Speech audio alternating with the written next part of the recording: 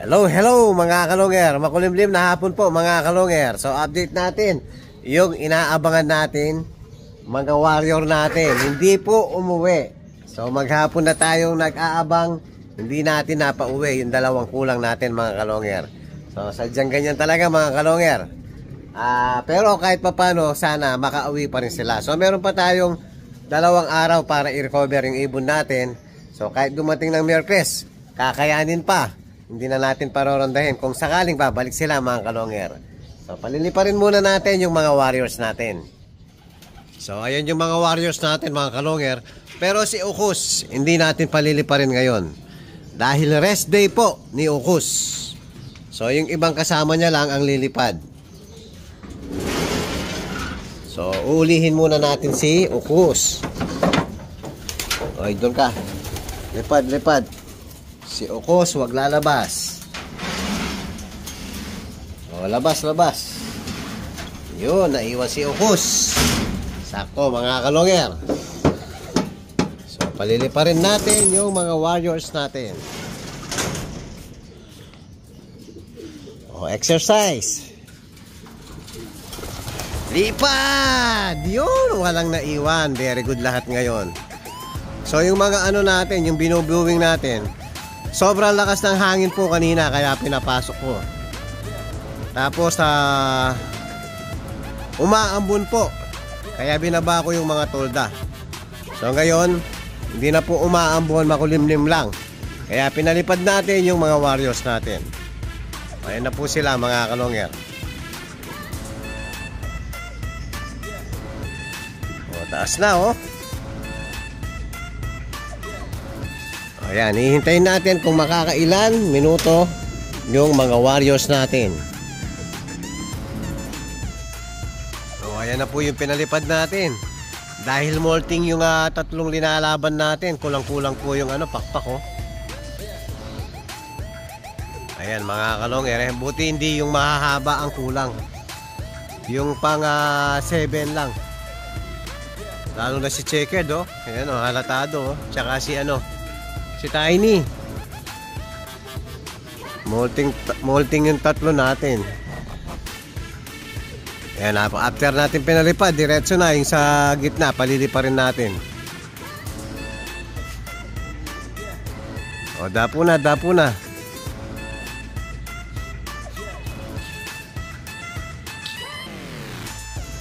Ayan mga kalonger, napapasok na natin lahat. So palalabasin na natin yung sa gitna. Lang ha.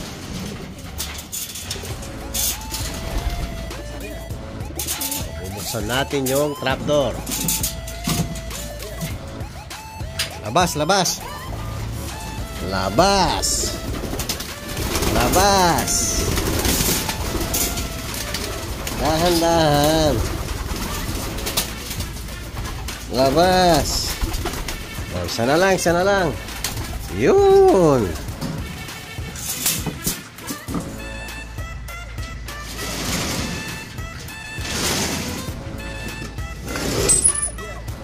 Ayan, automatic po. Lumilipad na lahat. Ayan, konting-konti na lang oh. Paggrupo na talaga mga kalonger oh.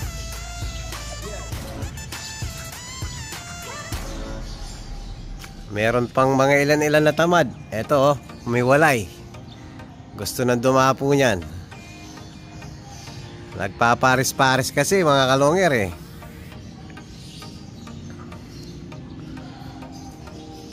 So, ang problema sa dalawang to mga kalonger, dumadapo sa may likuran, sa bubong. Ayan o, dadapo na yan. O, kailangan bugawin muna natin mga kalonger. Ayan o, padapo na. Lipad muna.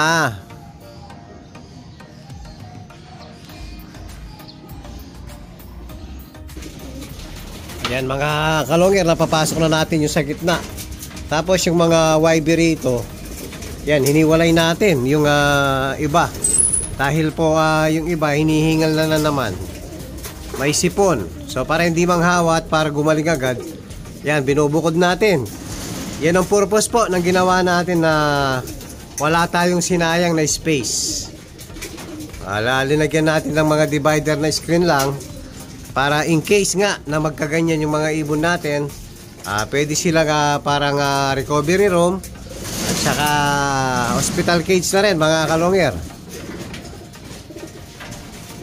Dyan muna kayo para hindi muna kayo mahanginan sa labas, para tuluyan na kayong gumaling. So ito po, napakadami kasi ng mga kasama nila. Yan, crowded po.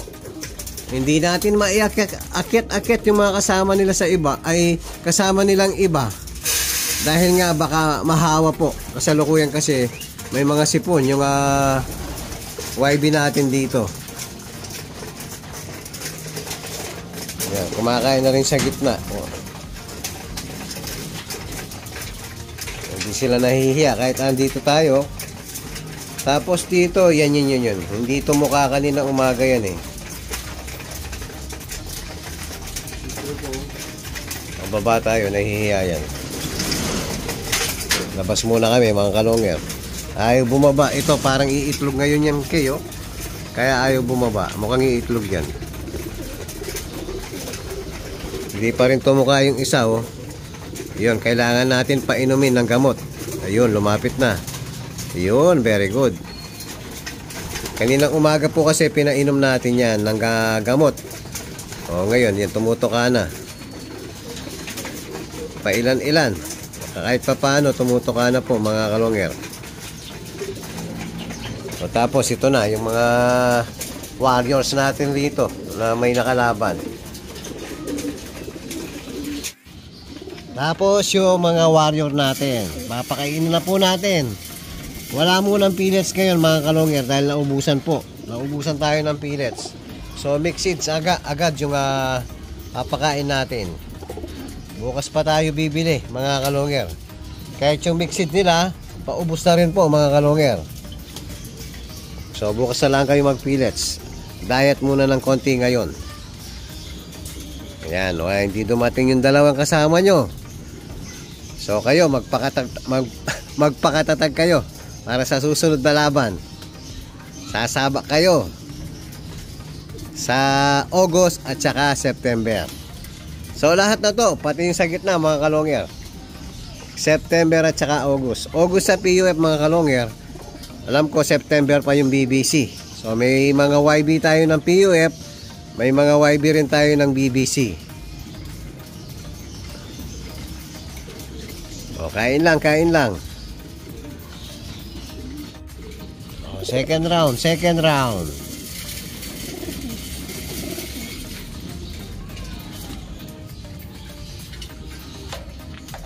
So 14 na lang to mga kalongger. So ang nakalaban ngayon, si Ukos na lang ang magpa-final. Tapos yung tatlo, umpisa ulit. San Jose po, nung Sunday. Kahapon pala mga kalongger. Dapat basketing ngayon, kaya lang na-cancel po ang basketing ngayon. Siguro medyo masama ang panahon bukas, kaya kinancel yung basketing natin ngayon. So, kain. Tapos iinom na yung mga warriors natin. Ayan, plain water po. Kaninang umaga, molasses, bawang sila.